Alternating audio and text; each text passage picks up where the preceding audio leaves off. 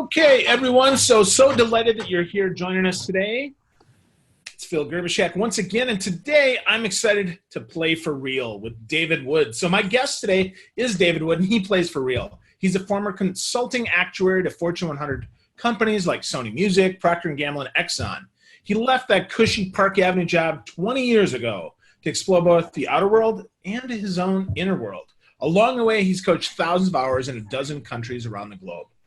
David says when you're 10,000 feet above the Himalayas hanging from a piece of cloth, you see life differently.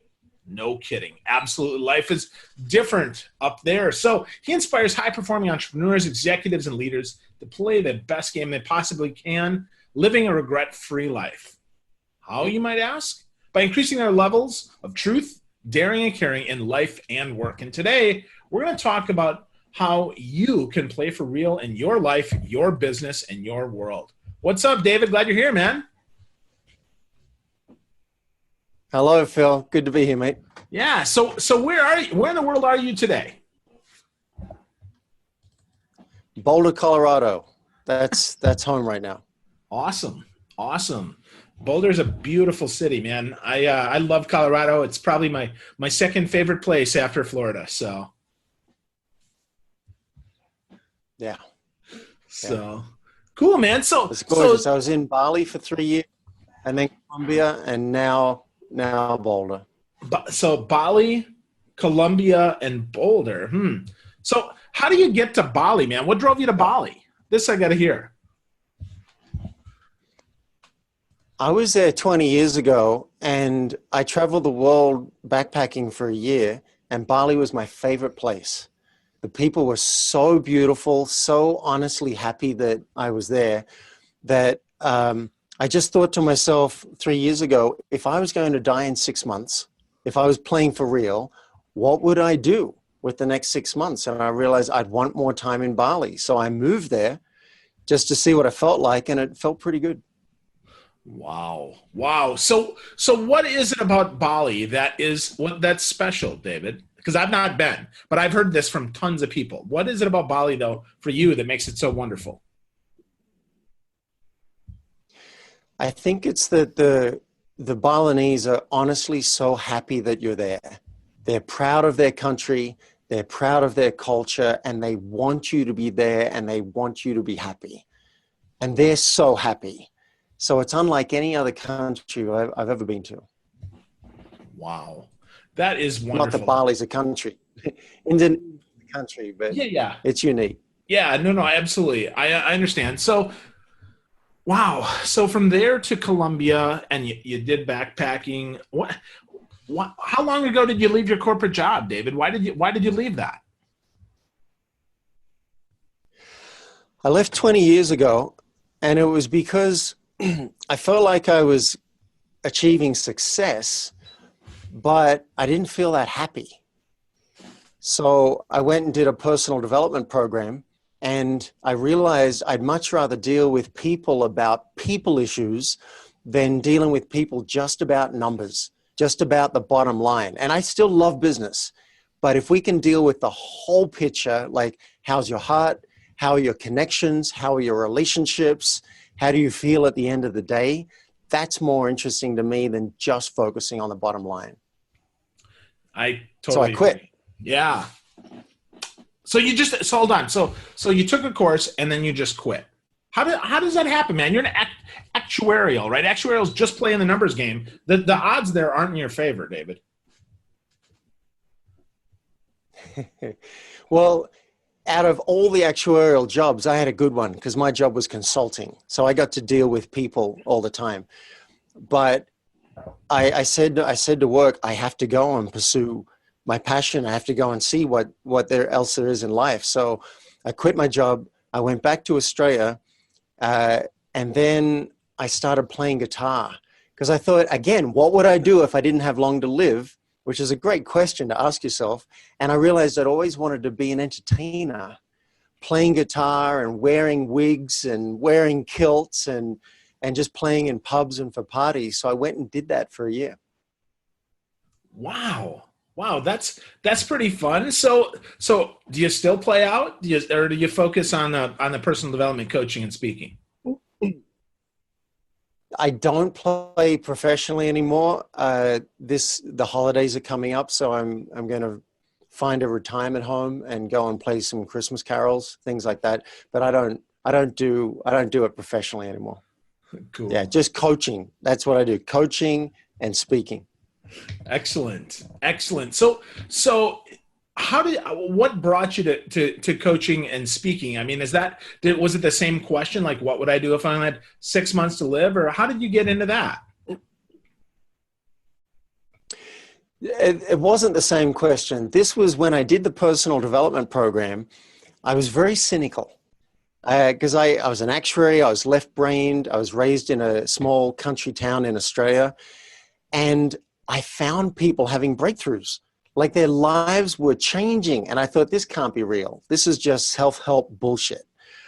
But the more I saw it and the more I saw people lighting up as they created new possibilities for themselves, I realized I want that for my own life. And I couldn't help coaching people in the program.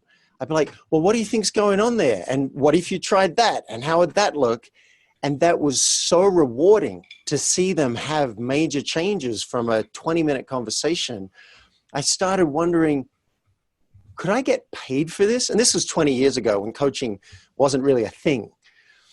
And I heard about a guy who was actually doing it for a living. And so I thought, if I can coach people and help their lives be amazing, and that can be my profession, then I'm in heaven. And as it turned out, it was possible. And I can't imagine anything I'd really rather be doing than help people generate possibility for how their life could be and have that be my profession. Awesome. So I have to ask, was that, I see that you have a testimonial from Jack Canfield. Was it his course that you went through, or can you share whose course you went through? I can. This wasn't Jack's course. This was Landmark Education.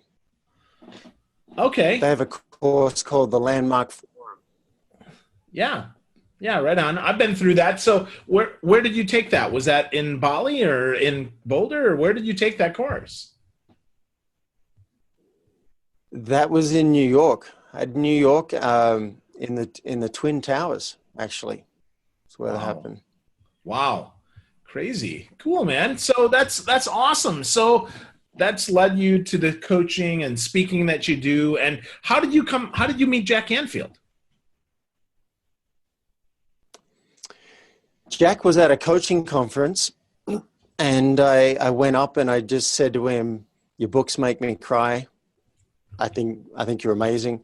And we got chatting there. And then a few years later, I ended up promoting him and he promoted me. We did some cross promotions. And then eventually I ended up joining the Transformational Leadership Council, which Jack started with John Gray and I think Marianne Williamson and a lot of people I really admire.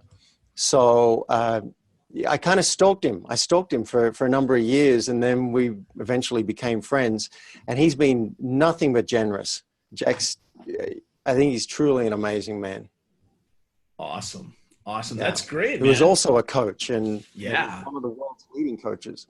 Absolutely. Yeah, Jack does a lot of amazing stuff. So I met him a few years ago. I don't know him very well, but I got to meet him at Book Expo America and seemed like a really nice guy. So it's good to hear that he's that nice, that really that nice and that genuine. So that's good, man.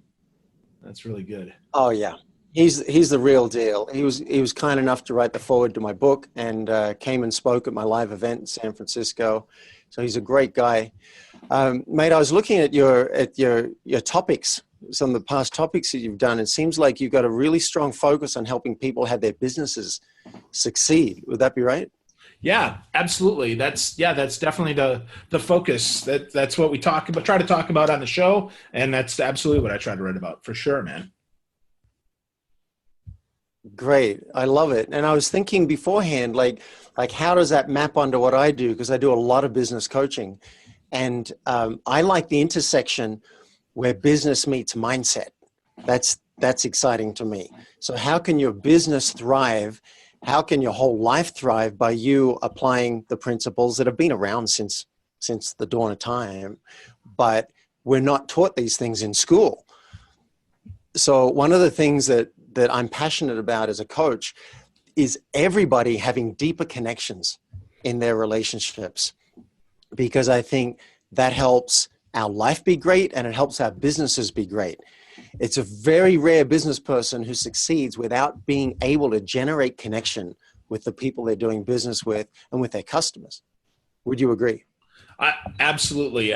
That's really, I think, the most critical thing that we have here. And yet so many people kind of talk about it as though it's scalable, right? Like my goal is to get 100,000 connections so I can get 1,000 people to have a conversation with me and 100 of them to buy, and then do that over and over and over again. I'm hoping that's not what you're going to be talking about, David. Yeah, I don't know how to do that.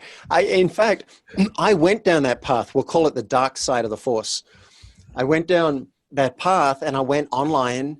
And at one time I was number one on Google for life coaching. And I built my email list to 150,000. And what I found is that I was isolated. I was in my ivory online tower, but I wasn't connected to the people I was serving.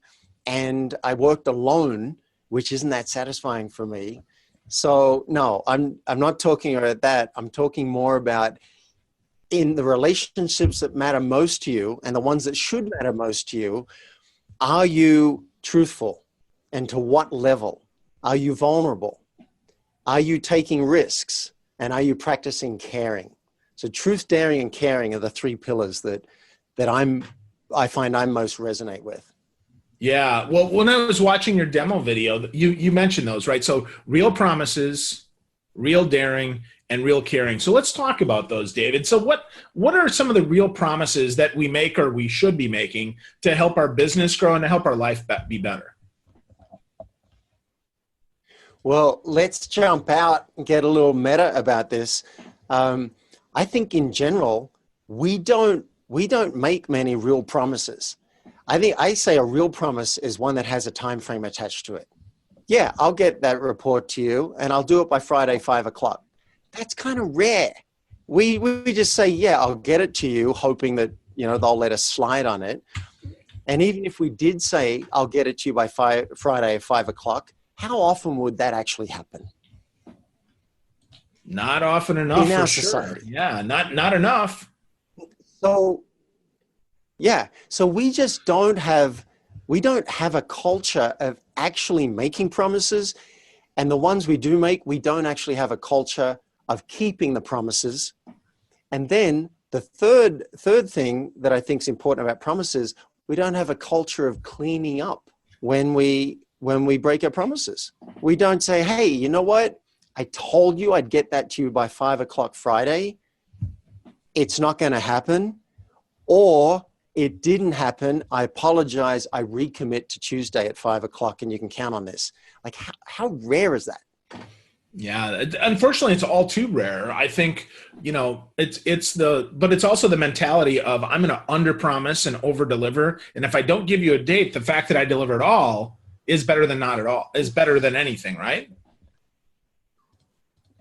Well, I would say underpromising and delivering is integrity. That's great. But most people don't do that. It's like, yes, I'll do it. And then we don't do it. Right. Or I'll pick you up at 4:00. Come on. What are the odds that you're actually going to be there at 4:00? So I think underpromising is like, hey, I'll be there by 4:30 and then get there at 4:00. That's brilliant. So I'm all for that. I just don't think it's very common. I'm doing a training right now with a company in Switzerland, and they just want more awareness for their staff. They want people to actually care about what they say so that they can come together as a team. Now, if you're not going to do it by 5:00 Friday, let me know that so we can have a conversation and see what needs to happen. That's all I care about it. Let's have a conversation. Yeah, I like to call that let me know before you let me down. Don't tell me 4:15 that you're not going to be there at 4, right? Actually, give me some heads up. Like we rescheduled a couple of times because things happen, right? And we then came back into integrity and said, we're going to do it today at this time. And we made that happen. And I think that's, to your point, right? It's good to do, but it's not often enough. So is there a simple way to make that happen, David? I mean, do we just keep our word? I mean, is it that easy? What I need structure to keep my promises. If I say to you, I'm going to do something, and I don't go and put it in my phone with a reminder, and if it's really important, actually set an alarm that will keep ringing until I stop it, then it's not going to happen. And it's really, I'm just planning to have a broken promise. That's what I'm planning. There's no commitment behind it. So the real simple thing to do, start noticing what you say to people. For me, I put it in the calendar and I put it in the phone, and then I get a heads up. Oh, this is due in a day. Is this going to happen? And then I like what you're saying. Let the person know. Let me know before you let me down. That's part of the awareness. I had a date planned for last week, and she called me at lunchtime, and we weren't due to meet until 6 or 7 o'clock. She said, I just want to let you know I'm not feeling very well. I still may be able to come, but there's a chance I may cancel, and I wanted you to give you a heads up so you're not surprised. I was blown away. I'm like, who does that? And now I can either make other plans, or I can say, look, it doesn't matter. I'm flexible, but I felt cared for. So this brings us to why. Like, why do we even care about promises? I don't think it's right or wrong. I don't think it's moral. I just think that if we keep our promises, people will start to trust us more. And I think that our connection increases. And I consider that a win. Absolutely. Keeping a promise helps me trust you more. I couldn't agree more. People that are late are, instead of being careful or cared for, they come across to me at least as careless, which means clearly I'm not that important to them. If somebody says how important I am to them, and then they're an hour and a half late and they don't let me know until 75 minutes in, that's not true. You're out of integrity. You're just, it's just lip service then. Agreed. It's one of my pet peeves when I got an appointment with someone and they call me at 10 past the appointment to say, hey, I'm running late. Really? I now know that. Yeah, you late. Knew that 40 minutes ago. Yeah. Absolutely. But you knew it 40 minutes ago. You had a heads up that this wasn't going to happen, and you could have told. So anyway, that's a pet peeve. But I say this: keeping promises is just one part of a great topic for me that's dear to my heart, which is upping our level of truth telling, upping our level of transparency and vulnerability, and letting people know, yes, you actually matter to me, and the promises I make matter. And you can count on that. And if I let you down, I'll apologize and recommit. I say this is part of what has us be more connected as humans. Absolutely. Absolutely. And it doesn't matter what role you're in an organization. If you're in sales or marketing, or you're in actuarial, or you're in customer success, or whatever it is, make a promise, make it happen, or miss a promise, make it up. You have a choice, right? And kind of eat your own dog food, like, whoa, and before it's too late, before it's 4 o'clock, right now, I'm going to be late. Because you know how late you are. That's right. And this doesn't have to be compartmentalized to work. You can practice it at work and then have it flow over to home. What if every time you told your kid, yeah, we'll do that in an hour? What if you actually set your alarm and in 55 minutes it goes off saying you got 5 minutes left, and then you go to your kid, hey, I told you an hour. Like, what would that do for your relationship with your kids? So it can be across the board. Yeah, let's use it to make more money. That's great. And be more successful. And let's use it to feel really good about ourselves and our relationships. Absolutely. Absolutely. So real promises have a deadline, makes sense to me, big stuff. And then your second part, though, is real daring, which I think is an interesting one because real daring means we're playing bigger, right? We're not just playing halfway. We're not playing small. We're playing big, like full the heck out. Like you say, play for real. So David, how does that actually show up when we're setting a goal personally, and how does that show up professionally? Yeah. Just hearing you say that, I'm reminded in movies show us what we value. We don't watch movies where the person stays in their comfort zone their whole life. that's not what we want. We have a value on stepping out, taking some kind of a risk so that we can fully experience life. So when I look back on my life to say, what are my core 3 values? Truth came up. Whenever I'm more truthful, my life gets better. And the second one was daring. When I take a risk to express myself, to go for what I want, my life gets better, even if I don't get the thing that I'm going for. Does that make sense? Absolutely. Like just the fact that I went for it has made me feel good. Yeah. So I realized at a conference I was at recently, I did 3 or 4 things that were edgy for me. I invited a woman to come to Colombia with me. I pitched Jack Canfield on writing a book together, and I know he gets 1,000 pitches a year, but I did it because it was there in the moment for me and it felt right. And I asked a movie producer if I could shadow him on his next shoot. Right? Now, these were 3 big things for me. And I realized that regardless, even if none of them happen, it feels right to me to express myself in the world. And that's what I want for people, that they don't have that voice and then shy away from it because it's scary. They have that voice and then they put it out there in the world. And as a bonus, they get the thing they're after. Yeah, maybe they actually get that big deal that they're going for. But even if not, you're going to sleep more soundly at night, knowing that you didn't play small, you played for real. Awesome. Awesome. I love that. So how do we do more of that though, David? How do we just kind of condition that muscle that I'm always going to play big? Is there some trick or tactic that we can use to keep our mindset sharp? Well, the thing that works for me is having a coach.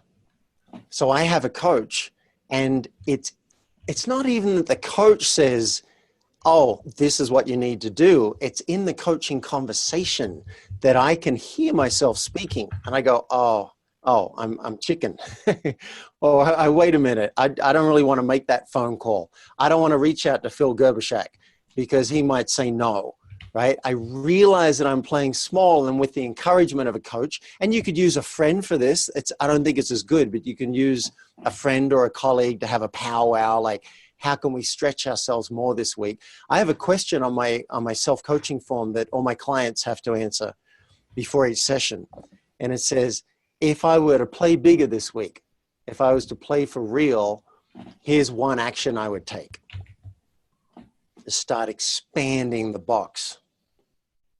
Awesome. That's a powerful question. If I was going to play bigger this week, what would one thing I could do? And then do it, right? Actually do the work. Yep. That's right. Well, that's the second thing. First is the awareness. Oh yeah, here are my edges. Here's where I'm playing a little bit small. That's the first thing. And the second thing is screwing up the courage to actually do it, getting yourself in the space and the mindset and the flow where you're like, I'm going to get that thing done. And that's where you can work with a coach and say, like, I just got off a coaching session before this call, and this guy wants to start his own podcast.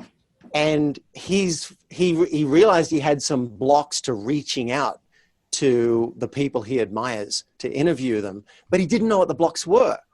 And it was in the conversation we got to work out, he was worried he was going to screw it up, that he was going to do a bad interview and he was going to flunk it. So we just got to talk it out. And in the end, he realized he can just be himself, be an honest student and wanting to learn and ask questions he wants to know the answer to.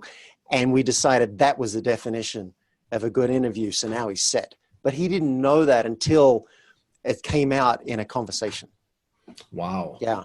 I'm curious, Phil, if I can throw it back on you, what's one thing that you might have done over the past few months that felt edgy for you? It felt like you stretched yourself and took a risk. Well, so either professionally or personally. Yeah. Well, I signed up for a big course. I'm actually going next week to a training course that is far beyond what I normally invest in my professional development, and far beyond what I feel comfortable investing. And so, but I signed up anyway. I know that the teachers are incredible. I know that it's going to benefit my business. So I kind of took a deep breath and said, "Gulp! I'm going to do this." So next week, I spend 3 days in this, and I'm really excited and also really nervous. Excellent. I love that. That's a perfect example of you stretching yourself, you being daring. And, you might go, worst case, you might go there, have a bad time, and feel like you're not learning anything. Like that could happen. That's a risk, and that's part of daring. Without any risk, there is no daring required, right? And you've got the upside.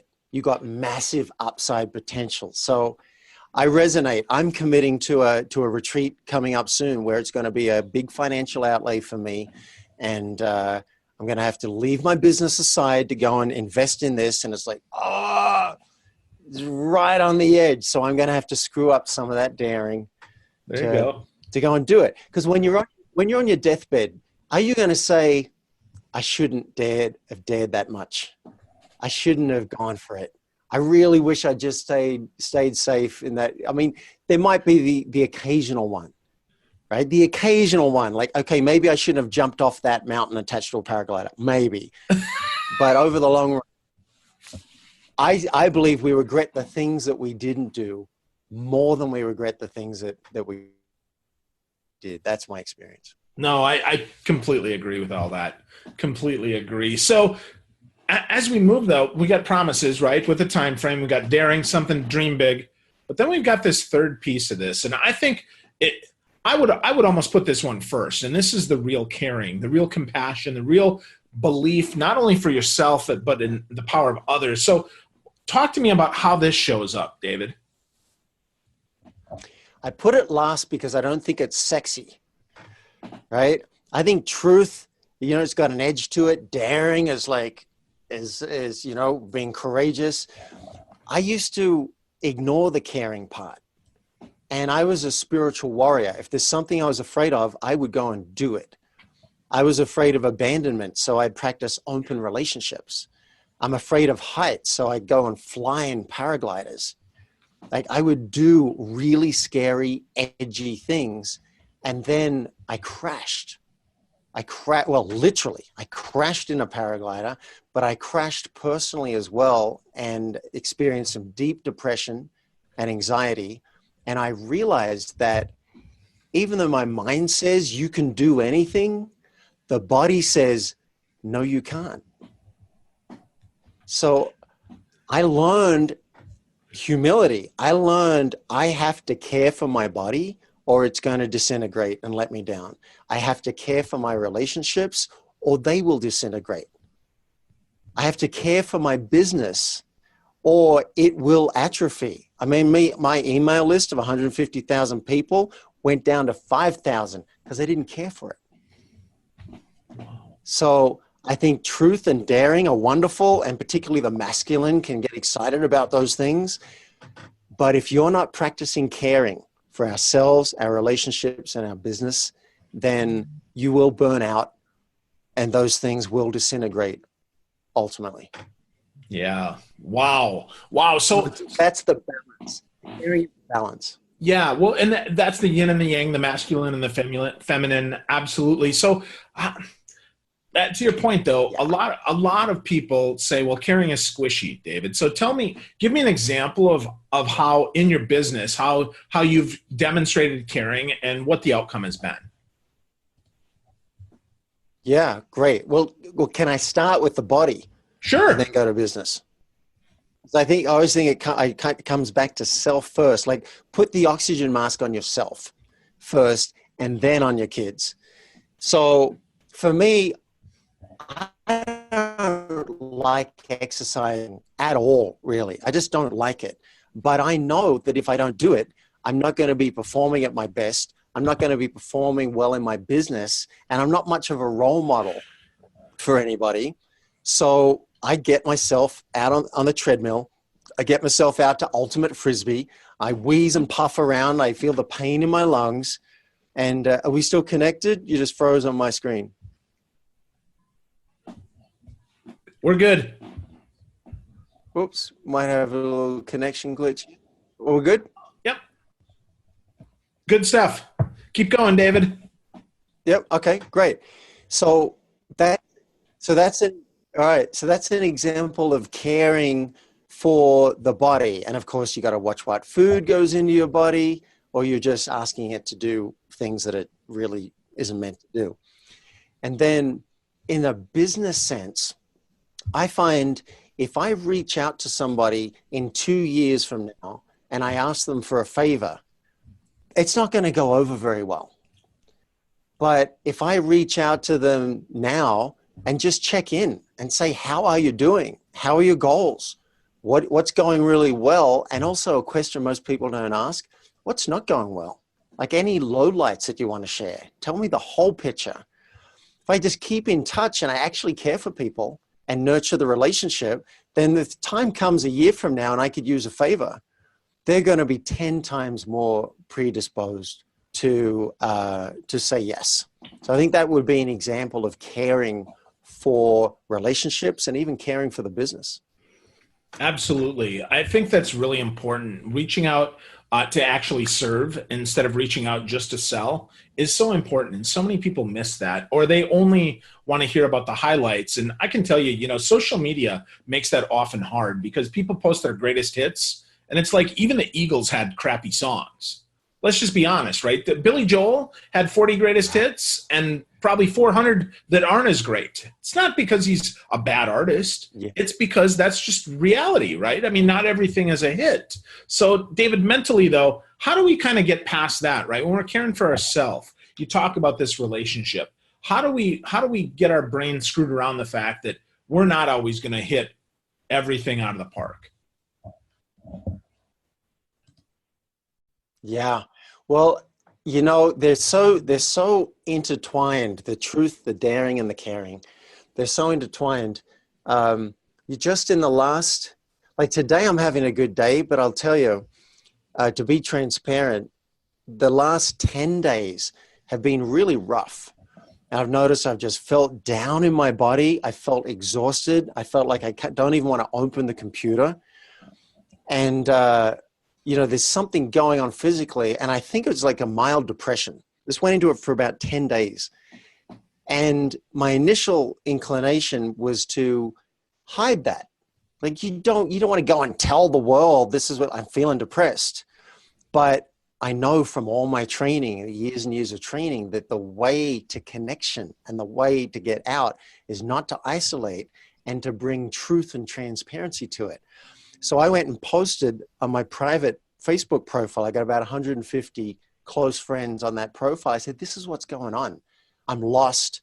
I feel like I'm in a hole and I could use some support. Just reach out and let me know that you're there. And I really think that's what's helped me just in 2 days come out of that, because I'm not practicing what you mentioned, which is identity management. That's what we do on Facebook, identity management. I'll show you all the good stuff so you think that that's my life. No, let's show more of all of it. Hey, this is where I'm struggling this week, and that's okay. Absolutely. I think that's and that takes daring. Yeah. That takes daring. Absolutely. It's hard, right? We have to care about ourselves, but I would say, if we can, and just to wrap up with kind of your words, right? We make a promise to ourselves to be real and to be vulnerable and to be present for people. And then we're daring, right? Because that can feel really big as something to do. And we do take a big risk every day if we can, or at least once a week.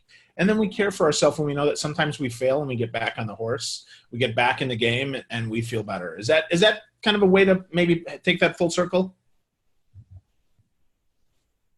It's beautiful. It's beautiful. People fail all the time, including your heroes. They fail all the time. They just don't always show it. So yeah, I think you said it really well, Phil. Thank you.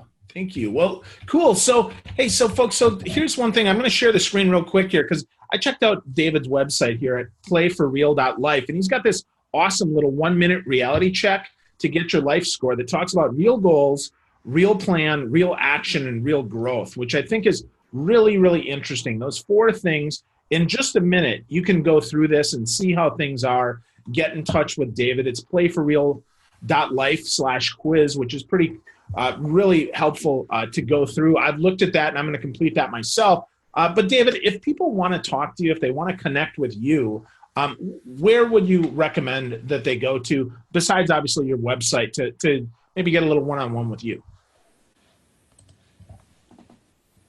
Well, I think the quiz is a great start. As you said, it takes a minute and it'll give you a score.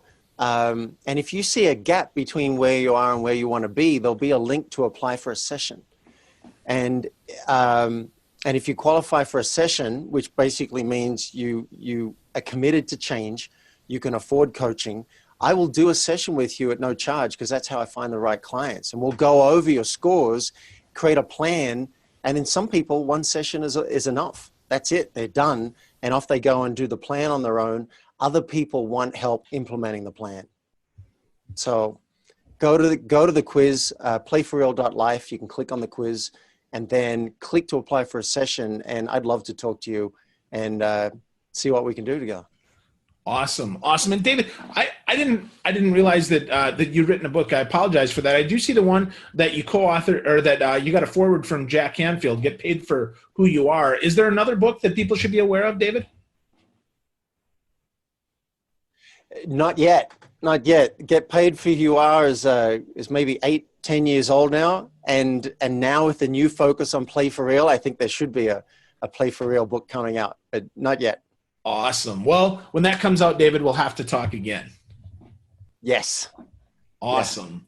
Yeah. Awesome. Well, cool. So, folks, if you're interested in more from David Wood and more Playing for Real, so that you can really amp up your game, your life, your business, so you can make real promises, be real daring, and practice real caring for yourself, your life, your business, your relationships, go to playforreal.life. Check out more from David Wood. And we'll see you again soon. Thanks for watching, everyone. And thank you so much, David. Thanks, Phil. This was awesome. Thank you so much.